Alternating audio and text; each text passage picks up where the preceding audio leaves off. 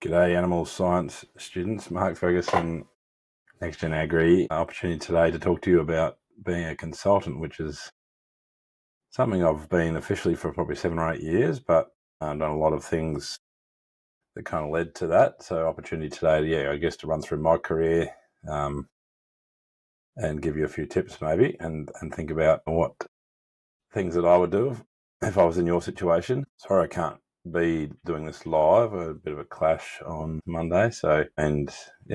Obviously be better if I was actually there to answer questions, but I'll give you my email at the end and you're more than welcome to contact me and ask any questions or jump on the phone and give me a call. Happy to answer those questions.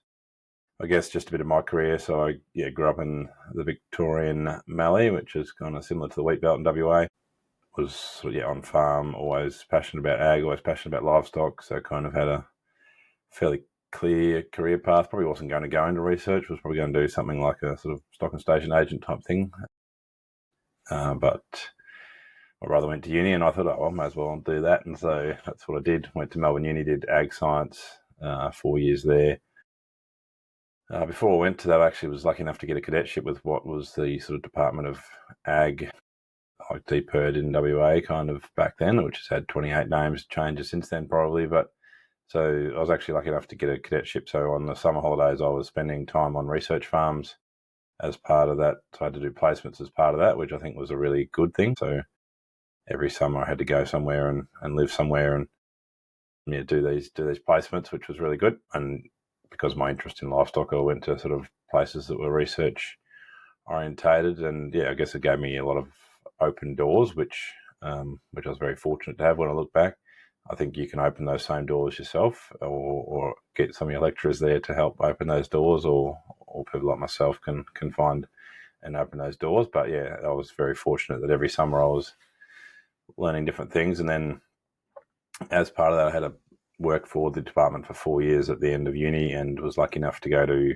Hamilton in Southwest Victoria, which is about the same time as Professor Andrew Thompson turned up there, and so formed a great friendship and in both private and work lives. And so we started the Lifetime. Well, he had the Lifetime Wool project funded, and I was lucky enough to get onto that project with him.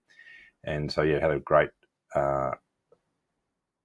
grounding in sort of pasture and animal measurement. So that project had us condition scoring a lot of animals, weighing a lot of animals, collecting a lot of fecal samples, blood samples, lots of pasture samples, measuring pasture, assessing animals. So really great grounding in the kind of core skill sets that you need to go through any sort of animal science career. So I recommend that sort of project won't be there, but there'll be equivalents that are around Murdoch. Murdoch are pretty active or very active in the research space, so there'll be always projects on. So kind of getting casual jobs in those sort of projects, or even volunteering in some of those projects, is sort of can't emphasize enough how important that those I guess just those core skills are of stuff that we can hear about it and get examined on it in uni, but it's something to actually do it on the ground, and that it really kicks in. So so I was lucky enough to do that. Then decided to do a PhD, which is what led me to WA and to Murdoch Uni. So I ended up doing a PhD with Dave Pethick and Graham Gardner, a couple of faces you'd know around the place there. Actually, Norm Adams, who was at CSIRO, so I actually did my PhD over at Florey at CSIRO through Murdoch. But I was really lucky to come across a really great group of scientists at CSIRO, and again, it was another opportunity to learn a heap of core skills around blood sampling and just scientific process, I suppose, and get a really good grounding in my interest, which was genetics. And so really, again, had that opportunity to think and to learn and to, I guess, always be inquisitive, ask people questions, sort of do the research, and so that was fantastic.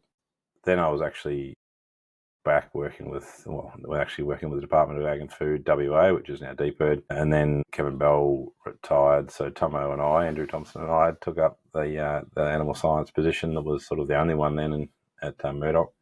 So we shared that position 50-50 for a while, and then I left there and headed over here to New Zealand, which I'm now in Christchurch. I work in I moved over to work for a company called New Zealand Merino Company after doing a little bit of a sort of side hustle consulting for them, and ended up getting an opportunity to lead a production science group here for 4 or 5 years, and then sort of quit that to start Next Gen Agri, our consulting business. So had already been doing a little bit of consulting then, and holidays and stuff. At our first client, we had a couple of clients really. We had Curlew and Jigsaw Farms, 2 in Western Victoria, were kind of the 2 that took us on early days. And it had them bubbling away in the background, but it was sort of time for me to give it a crack. And I guess in terms of starting that business, which what would I have been? I would have been sort of 40 at the time, I was probably, in hindsight, probably should have done that 4 or 5 years earlier. But I actually did, probably was quite lucky to have sort of known the Australian context pretty well. I had done a lot of public speaking in Australia. My PhD was well received by lots of people, and so I had the opportunity to deliver that around a lot of places. We started something called Bred Well, Fed Well. So I wrote that talk and did a lot of those. I guess sharing should talk. So I got really used to delivering information to sheep producers, and in New Zealand had the opportunity to do lots of one-on-one stuff with producers, helping them move into breeding values. And so that kind of set me up really quite well to start consulting. Relatively scary starting your own business, throwing away a pretty good salary to try and do it on your own. Certainly don't look back, and certainly have enjoyed it. But I built that business from myself and my wife that sort of started it, and Will Gibson started not long after that. And then we're sort of up to, there's 14 of us, not all full time, but 14 of us in the company at the moment, and looking to put another person on, or part of a person on at the moment. So with a bit of a vague target of having 30 people on by 2030 is kind of where I'd like to take it. Yeah, so anyway, that's been a good journey. But I guess what you need to hear is what you would do if you wanted to be a consultant in either nutrition or genetics or any aspect of livestock farming. Yeah, I guess what are the things, a little bit around what it's like, I guess. I thought that might be useful, and also kind of what I think you should do to, the kind of skill sets you need. I've written a few notes so that I don't forget anything. But I guess firstly, and I guess every job's like this in ag, but it's not for the faint-hearted. It is hard work, and maybe that's just the way I run it. But lots of Australia is spread out. WA is a big place, and if you get outside WA, it's still a big place. Even New Zealand is spread out enough. So yeah, lots of long drives, plenty of big days in the yards for us anyway. Lots of difficult to control situations. Farmers being farmers, well, obviously the weather impacts a lot on what they can do. So they can be last minute changes. Phone calls can start at 6 a.m. and sort of finish at 10 p.m. So it's not, it's not cruisy at all, but it's so rewarding, and we'll get to that as well. But I guess the core thing, the most important thing is you're building trust, and what we're looking for in young consultants coming into our businesses are those that have smarts, so book smart. So to me, grades matter, or the ability to apply yourself matters, because ultimately you're going to be a problem solver when you're a consultant, and so the more you can draw on that knowledge, the better.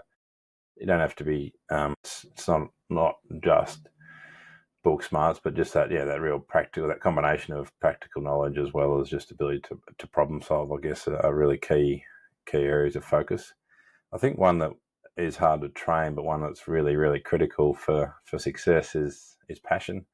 And I know that's sort of, I don't know, we bandied around, I suppose, but really the people that do well in our business are the ones that kind of awake at night thinking about how they're going to solve that problem, and not because they kind of are stressed about doing it, but because it's really something that interests them. And I think that's where, I think if you're going into consulting, you probably really want to be passionate and interested in the area, and beyond just it's something that you think you could do or whatever. I mean, there are, I guess there's roles, sort of sales roles, where you don't have to be right into it, but in consulting, you kind of, you're being asked to help pretty, normally if businesses that have got a consultant involved are actually pretty switched on businesses, and so they're looking to you to help them solve a problem that they can't solve on their own. So it's generally generally pretty challenging work. So if you're not passionate about it, it's going to be a bit of a battle. But if you are, then I think the world is your oyster. I think if you really want to do something in this game, there's lots of doors that open if for passionate, bright people who show a bit of initiative and want to give it a crack. Yeah, so I guess generally we're sort of diagnosing some sort of production issue, or we've got an opportunity that, like, we've created an opportunity through some tech we've developed, or just a pathway to change that we've developed that we can bring to different businesses. Every business is different. We try to have similar processes, but every time the questions are different and the things that you might do are slightly different. So there's no kind of just cookie cutter processes, go out and apply the recipe and it all works. It's often you've got to adapt it on your feet. I guess you can have a range of different specializations, and you'll be able to find a place in all of those specializations. Like, there'll be businesses that would take you on across a range of things. There's sort of general nutrition, whether that's feed ration formulation, or kind of nutritional management, which is more condition scoring and pasture assessment, that sort of thing. Obviously, reproduction around, I guess, artificial reproduction, generally more in cattle, a bit in sheep. Genetics is obviously what we do. Not a massive number of jobs in that, but hopefully we're creating more. But there are other businesses that sort of do a range of things, particularly around measurement and that sort of stuff. And I think that in itself will increase over time. There's sort of the use of EID and data and stuff is increasing, so those sort of jobs will come up. I guess in the dairy job, there's sort of herd health. In the sheep job, there is sort of general, I guess, health. So yeah, parasite management, vaccine management, that sort of stuff, sort of more down the vet degree type setup. But even as an animal scientist, there's lots of sort of mineral nutrition, and I guess you could specialise into a range of things. Worm resistance, as in drench resistance, is big, and so being a specialist in just managing sort of refugia and all that sort of stuff are options. And then you sort of got right out to business management, I guess, where people are looking, people are often not that strong, and they're asking the right questions and getting the right governance in place in their business. So there's plenty of roles in that space, helping people calculate their cost of production, helping them benchmark their business against other businesses. They're all really critical skills that, it might not seem like animal science, but you kind of need to have a good background in production science to sort of know what questions to ask and what economics matter. So yeah, there's a range of different things. I guess it's probably fairly obvious being in ag, but there are sort of seasonal intensity, I guess, not issues, but yeah, I mean, it's just a nature of the beast is that sometimes you're going to be flat strapped. There's what we call our next gen harvesters over the ram sale season, when we're flat out. Leading up to that, we're picking sires with our breeders, and then we're working with our clients to buy rams and bulls all over the place. And so it's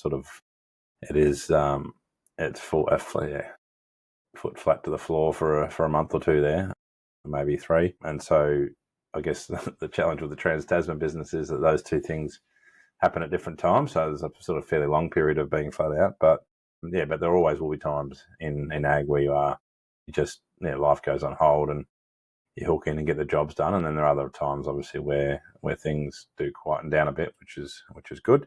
But yeah, I guess if you're someone who likes 9 to 5 work and wants to do 38 or 40 hours a week throughout the year, then yeah, I'd stay away from consulting probably. I think in reality, it's all about the people. So if you don't like people, don't do consulting, because it is 100% about the people. Both your colleagues and your consulting clients are everything. You live and die by how well you can. Die is a bit dramatic. You live in, I guess your success is driven by how well you can maintain relationships and building people's trust. People won't do anything that you ask unless they trust you, and so building trust is absolutely critical to getting enabling change and enabling them to achieve what they've got you on there for, which is to make a difference and to often be more profitable, or to save them some time, or to just create opportunities for their family, or whatever that particular task is that they're looking for advice around. But I guess you might be a genetics consultant, but you'll get asked questions about all sorts of things because you become a trusted advisor. And I guess And success to me is when people are picking up the phone to ask you questions and beyond what they would expect, or beyond what your sort of specialization is, because that means you've definitely got that trust, and that's where we want to get to. Around that, it's really, really critical that you don't try and bluff. You need to say, I don't know, when you don't know. You also need to go and find out the answer and get back to those people with the answer, and then that will continue your trust. If you bluff and get it wrong, or bluff and seeming not as confident as you could be, then that's a red flag to farmers. And as you'll know, they're pretty astute people. They got pretty good BS radars, and they'll pick it up pretty immediately. But that doesn't mean you need to sort of, I guess the old mantra of fake it till you make it. I guess false confidence is not useful. You do need enough confidence to, it's a little bit contradictory, but you need to have confidence in what you say if you know it's true. And so that's a different thing. But if you don't know the answer to a question, then you're sort of meant to make sure you go, look, that's something I'd love to be able to answer, but I can't, and I need to go and check with the boss, or check with a colleague, or go and find out myself. And that'll earn you a lot of respect. I guess, as you know, Australia's a big place, and so I guess across our business, we work from little places here in Canterbury right through to places that have 10,000 acre paddocks. You might be doing if you're in the sort of cow job, you might be a 50 cow dairy somewhere on the coast, and then dealing with a 15,000 head cattle station, and they might be 2 phone calls 10 minutes apart. So there is a big range in the kind of scale that you're dealing with. Excuse me. Climate is obviously agriculture's biggest challenge, and it is a consultant's biggest challenge, and it is our business's biggest challenge, because it changes what people are willing to do or can do. Because obviously in drought or extreme flood or whatever, the ability to implement some ideas is just goes out the window while we're just in survival mode, or they're in survival mode. So yeah, obviously massive variation with season in terms of what we can achieve. And that's just, it doesn't matter where you go in ag or animal science, that's going to be part of the game. I guess it's critical that you're a good listener as well. One of the things that strikes me is that I can jump off a plane, get in a hire car, and drive out in the middle of Queensland and be in a very, very different production system tomorrow by lunchtime as I would be today by driving south into Southland from here. And that's kind of what we do from day to day. If I go out there thinking that I know everything about cattle production, having learnt what I've learnt in Southland, and go out to the middle of Queensland, obviously they're very, very different. And so I think, and often you'll walk into a situation where someone will want to know the answer almost, like they'll be like, right, what would you do about this? And it's tempting to give them what you think, but it's also much better to go, well, just let's hold fire for half an hour or 3 days, and let me ask some questions and find out about what the constraints in this production system are, and what I know that's relevant, and what I know that, and the things that I don't know that I need to know to be able to answer those questions. So pretty key to be able to change gear fairly quickly. And again, the first time you go into that new region, that's tough. Or first time you might be used to dealing with merino sheep, and all of a sudden you're dealing with a shedding sheep, or you've been dealing with shedders, and all of a sudden you're at ultra fines or something. You need to stop, think, work out what the differences are, work out where the synergies are. There's always similarities. There's always similarities between businesses, but there's also differences, and you need to work out which one's which. I guess one thing that to note, and something we need to be just aware of, is that we are travelling between properties, and so we kind of are a biosecurity vector. So things like carrying a scrubbing brush and some disinfectant. So if you're going between properties, excuse me, if you're going between properties, you're seen to be cleaning them, not just to be seen to be doing it, but you are doing it, because you don't want to be. I think it just gives people reassurance that you care, and it's genuine. We do care. So yeah, just being careful around what we're doing, like carrying weed seed on like we're driving into a paddock and then driving into someone else's paddock when there's some noxious weed that we're carrying around or whatever. Just those sort of things, particularly if you're in more of a contracting gig than a consulting gig. Like it might be, I don't know, cruising around with your set of weigh scales and helping different people weigh animals, and not cleaning them down between can be a bad look and can be risky for and particularly in high rainfall around full rot and that sort of stuff, but even just weed seeds and stuff, that's just worth giving things a clean between places. So things like that, I guess, just being really respectful of your role in these businesses and respectful of not wanting to be the one that brings anything bad onto the place. In terms of what, I guess the skills and knowledge that we're looking for, if you were like in our sort of business, it is that general knowledge across production. I guess, again, I probably can't stress enough to get time either in research projects or on farm, spending time just understanding context. I think lectures are great at giving you some concepts, but actually context of how that fits in is critical, and kind of understanding what are the non-negotiables and what are the grey areas. Like, there's always stuff that has to happen, but there's also stuff that you're going, well, if it happens, if we get weaning weight 3 days after weaning, it's not as critical as if that's the way we get it done, then that's the way we'll do it. And so being flexible around or working out what has flexibility and what doesn't. But just general skills across all the things that you're being lectured on, I guess.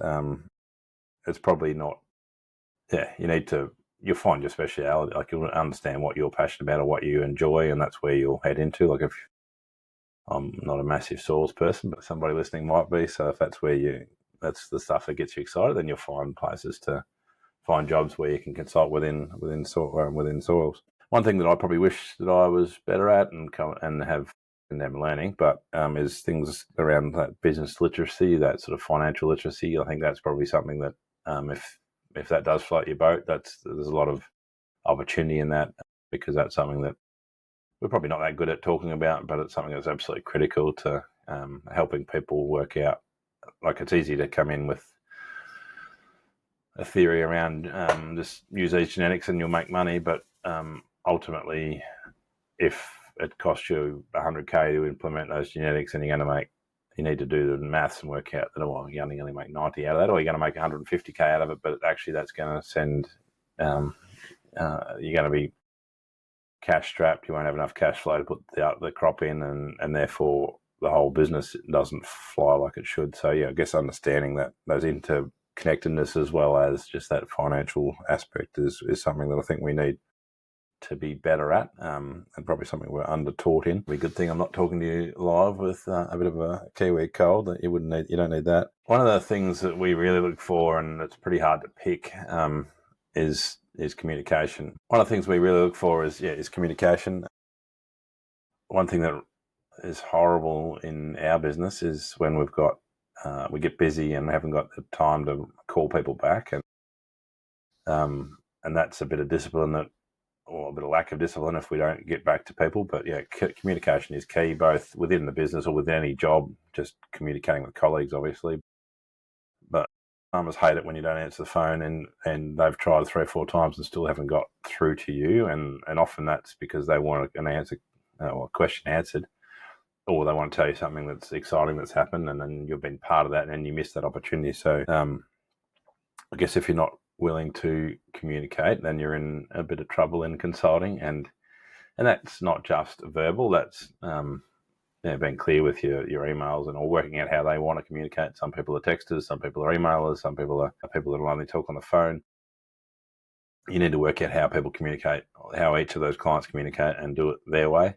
Doesn't matter what your preference is. If they want to talk to you on the phone and you just keep texting them, that's not going to go too well. So I think probably the fading art of talking on the phone, maybe.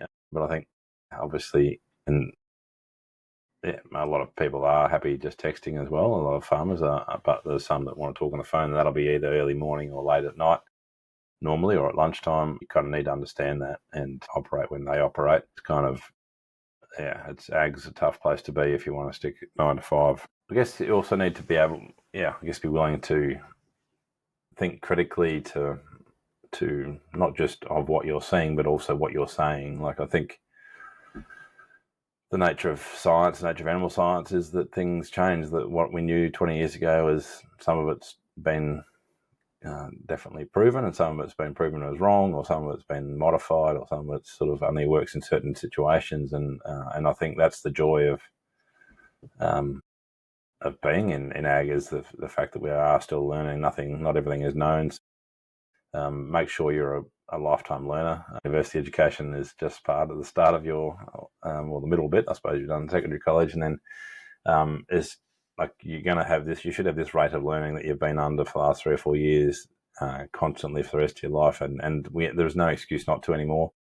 There's so many different podcasts or webinars or YouTube or whatever. There's so many options for us to be always learning. So every time I go for a run or a walk or jump in the car, I'm putting on a podcast, and sometimes you just need to brain numb, and it can be a some sort of crime podcast or whatever floats your boat. But mostly I spend that time thinking about or listening to podcasts on business and aspects of my business that I'm working on at the time. So it might be, if I'm trying to work out how to do better YouTube videos, I'm listening to lots of YouTube video podcasts. Or if I'm trying to work out how to do the podcast better, I'll be listening to podcasts about podcasts. Or if I'm trying to learn some financial literacy, I'm learning those things. There's plenty of good ag ones as well, so I can generally sometimes jump in there. It's just amazing the amount of information we have available to us these days. And I think to be a really good consultant, you need to be across lots of different things, because people are expecting you to think differently, or people love it when you think differently. They can go to the pub and hear the same story from their colleagues and mates and whatever, and they don't need that from you. What they need from you is some critical thinking, some different ideas, some different thoughts that you bring in from different industries or whatever, because you're their conduit to change. And so that's pretty critical, I reckon, to be a lifetime learner, so you can be a really, really good consultant. In terms of pathways, how do we, sitting there in a lecture theatre, or probably sitting at home listening, how do you become a consultant? And the first thing is making sure that it is something you want to do. Hopefully I've put enough reality around it that it's not something that you think is going to be a crazy job. Massively rewarding. I think I've already said that 10 times, but the opportunity to work directly with people that really care about what they do is awesome. So yeah, plenty of good things. But I guess, where do you start? You can definitely apply for jobs straight out of uni. We have some that go up as sort of technician roles or whatever. So businesses like ours, every few years, are advertising. I mean, if you want to, I think waiting for the advertisement to come up is probably a slack way to do it. But if you really want a job, getting on the phone and talking to whoever that is that you want to work with, or emailing them, and don't just do it once and go, oh, here I am, here's my CV.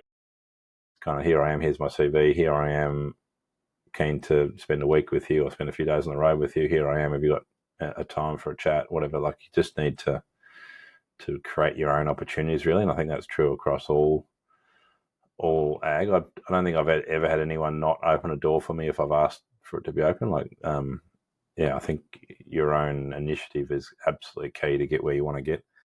So yeah, make sure you're talking to people and get out there and shadow people for a while. You're welcome to shadow any of our team, just because that'll show you whether you're keen on it or not, because you'll see what that life looks like, or a little glimpse of it, and that's a great way to work out whether you think it's something you want to do or not.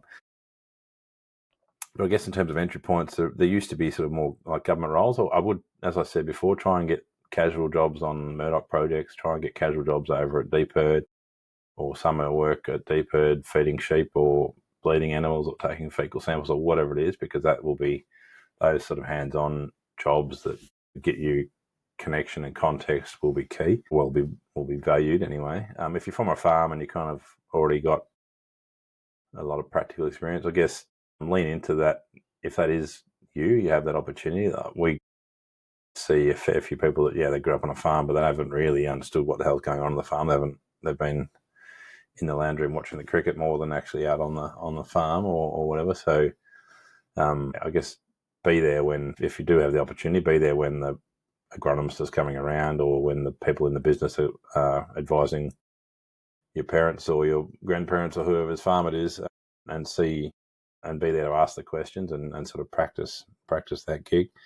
Lots of you won't maybe have that opportunity, but that's using the connections that you've got there at Murdoch to find farms that are willing to have you for a few days or whatever, and turn up for shearing or turn up for landmarking or whatever, so that you can be helpful and learn a few of those things. I guess early days, so if you are lucky enough to land a job, or you are keen to work towards a job in consulting, the first couple of years are pretty critical. It's lots of listening, keeping your ears open, and I guess the the old one mouth, two ears sort of concept is good. Work hard, build credibility through the results that you achieve. So be the person that answers the question, goes that extra. It's really it's those sort of 1 or 2%ers that matter. It's the ones where the 50-50s where if you could ring back or you could sort that out, or you might just do that Monday. What will shift your career will be getting when people think that maybe they'll do it, maybe they won't, but you get it done. You get it done against all odds.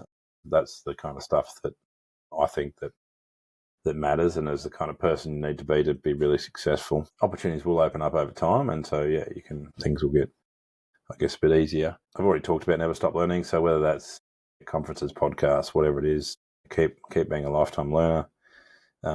Be really good with your networks if you can. If you get an in to have a chat with somebody, then have that chat. Things like your tour around, obviously go to those farms, but that means that you've got therefore an in into that farm. You can ring them up 6 months later and say, I was part of that group that visited. I just have a question for you, or I wouldn't mind coming and just, can you give me a hand to just check on this concept or whatever. And so, any in you get, utilise.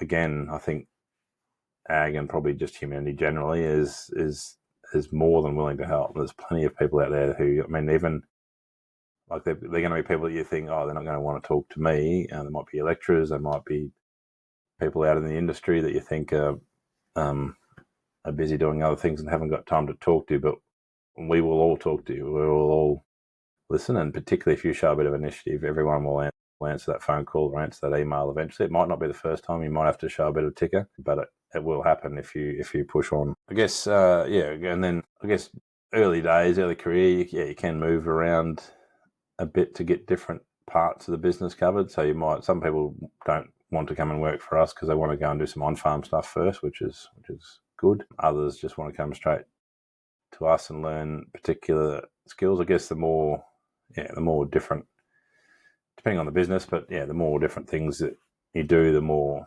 rounded you'll be. I guess we're quite lucky in our business. We work across a heap of different businesses generally, so we and across the different parts of that, so we kind of get a fair bit of variation anyway. But in some businesses, you might be just doing benchmarking or whatever, or just doing the books and doing that financial stuff, and that'll be good for a few years, but you'll want to then go, right, well, I really need to go and understand what's going on in nutrition, or I want to go and work out what's going on with genetics, so I need to shift gears and go and specialise in that.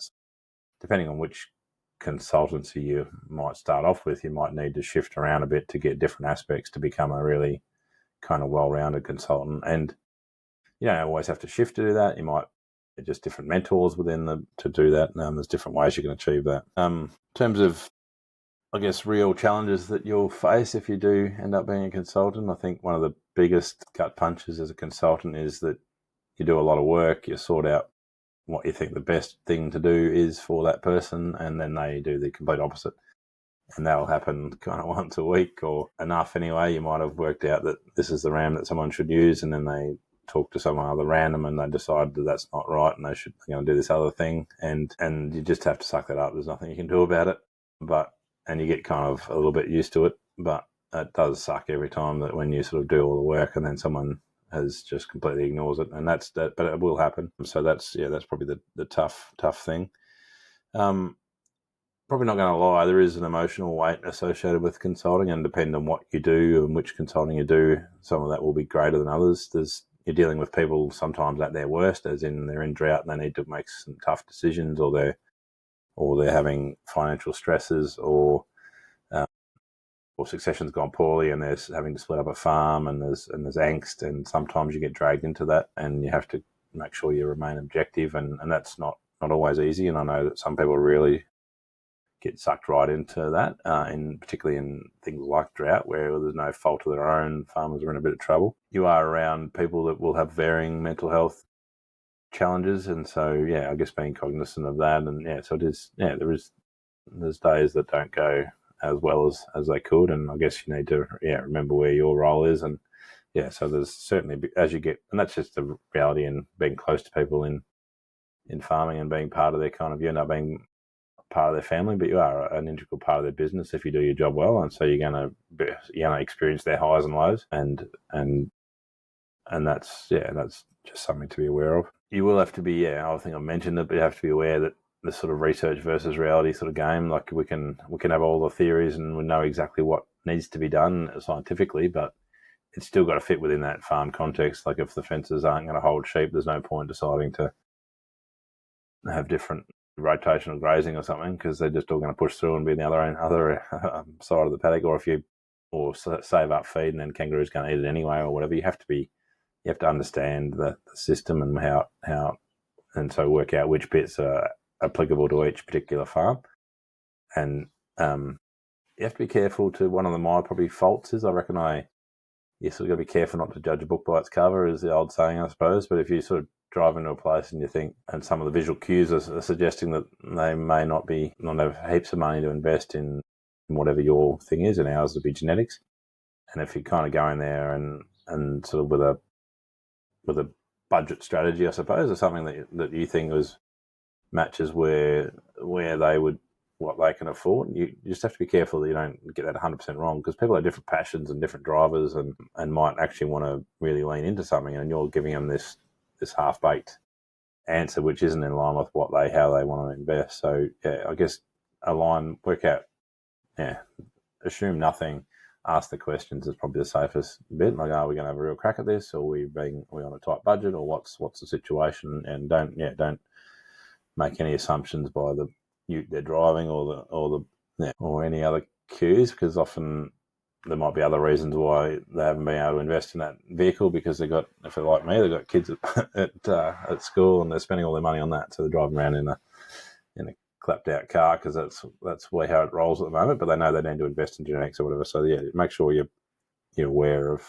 Well, ask the questions, don't assume, I suppose. It is ag, so it is remote. Often, I guess, isolation, physical sort of challenges of long days in the yards. There are avoidable, I suppose, safety risks, but long driving often. So some people are better able to kind of work all day and drive half the night or whatever, and that's not something you should be expected to do. But in reality, there is times where that needs to be done, and you just need to be safe around that and keep communication open. But I guess it's probably a challenge to, depending on where it is and what you do. Like in our business, it's a fair bit of travel, and so it can be hard to keep playing footy or whatever because you're netball or hockey or whatever your thing is, because you can't be there for training every week and you miss the odd Saturday or whatever. That means it is a bit of a challenge. So it can be a little bit disruptive to life. But I guess some regional consulting roles are not going to be anywhere near that. You'll be at home every night, and that's more. So you just need to be careful around what kind of person you are. I do massive amounts of travel and away from home a lot, and that's not ideal for family. But if you like seeing parts of Australia, New Zealand, and whatever it is, it's also got a lot of positive aspects associated with it. And then I guess the other challenges that you'll face will be around just sort of knowing when you're out of your lane, I guess. You might be asked to make a decision around should they be drenched or should be this or that, and you're a genetics consultant worried about which rams they're going to buy or which bulls they're going to buy, or which AI they're going to use.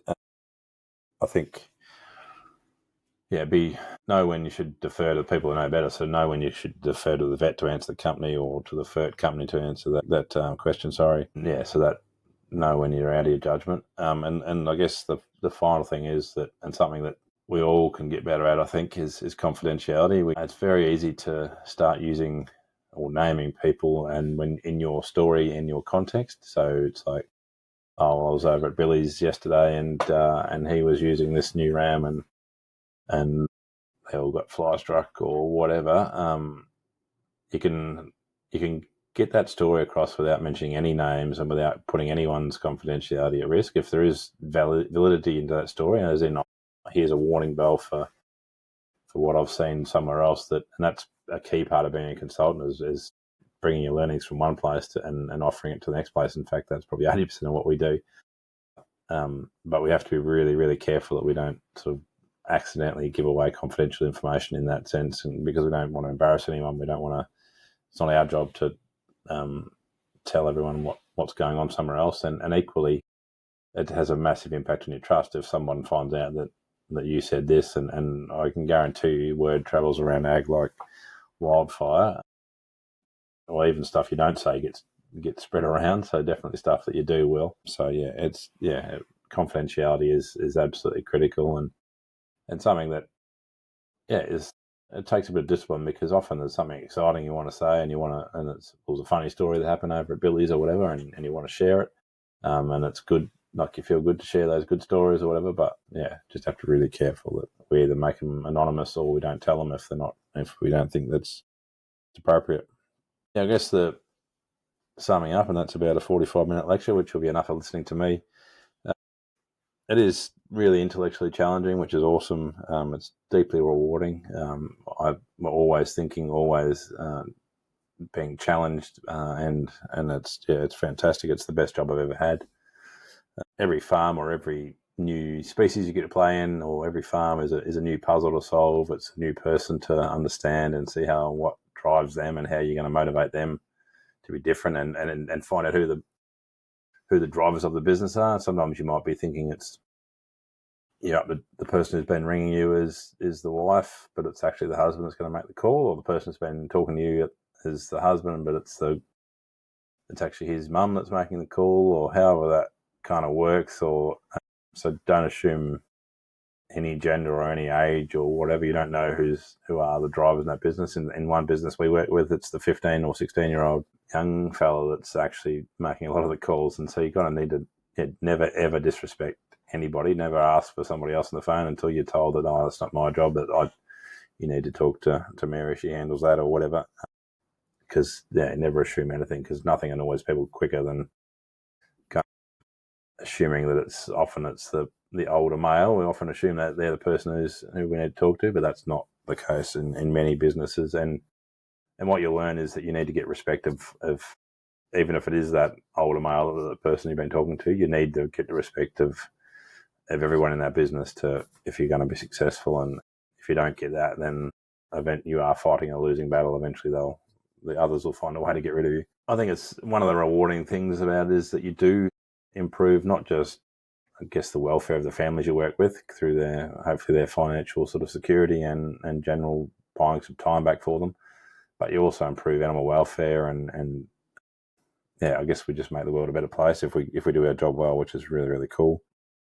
It does require those that great combination of science and human skills. We have our tagline as farming in our hearts, science in our heads, and I think that's exactly what consulting is. I'll just say it again: farming in our hearts, science in our heads, and that's our tagline and something I think that really resonates with the ag and with consulting. But if you do get into this gig, prepare for some physically demanding days, a few emotionally demanding days, and that opportunity to continuously learn. You are no good to anybody if you're not learning and not offering new things. But if you do love livestock production, if you love problem solving, and you're a big fan of rural communities, then this definitely could be your career. And I think I guess the best livestock consultants out there combine that sort of scientific rigor with practical wisdom, the practical knowledge they bring from other places, that real technical expertise and emotional intelligence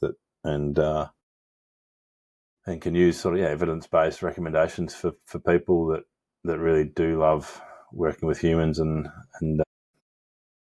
I guess creating opportunities for people to do great things. I think I'm going to leave it there. And as I said before, sorry. As I said before, you're welcome to contact me, Mark at nextgenagri, nextgenagri.com.